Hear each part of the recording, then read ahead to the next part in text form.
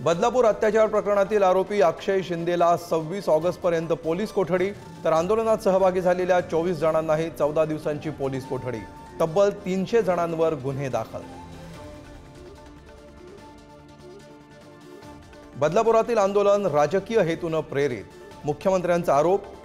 तर स्थानिक लोकच आंदोलनात टक्केवारीत अडकलेल्या सरकारने दुसऱ्याकडे बोट दाखवू नये, विरोधी पक्षनेते वडेट्टीवारांचा पलटवार. लाडक्या बहिणींना पैसे देऊन स्वतःचं ब्रँडिंग करण्यापेक्षा तिच्या सुरक्षेवर भर द्या. बदलापूरमधल्या घटनेवरून राज ठाकरेंचा महायुती सरकारवर निशाणा.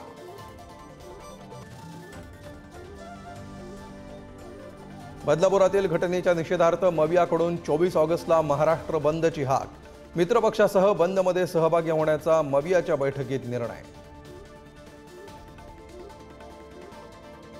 महिला पत्रकारावर दाखल गुन्ह्याची कॉपी नाही मिळाली तर कार्यकर्ते पोलीस स्टेशनमध्ये घुसतील, वामन म्हात्रेंची धमकीची भाषा. भाजपचे बडे नेते शरद पवारांच्या संपर्कात.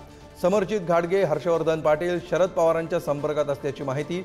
समरजित घाटगे मुश्रीफांविरोधात तर हर्षवर्धन पाटलांची इंदापुरातून चाचपणी. शरद पवारांना सीआरपीएफ अंतर्गत केंद्र सरकारची Z+ सुरक्षा. शरद पवार यांच्या सुरक्षेसाठी 10 कमांडो सोबत असणार.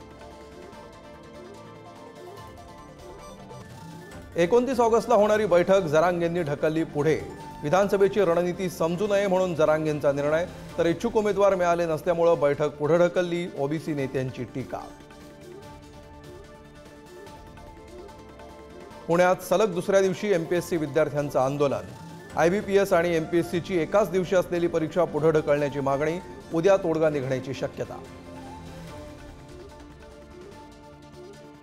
बदलापुरात नवरा बायकोच्या वादाला हिंसक वळण. अंगावर गाडी घालणारा पती जेलमध्ये. रागाच्या भरात केलेल्या कृत्यात 5 जण नाहक जखमी.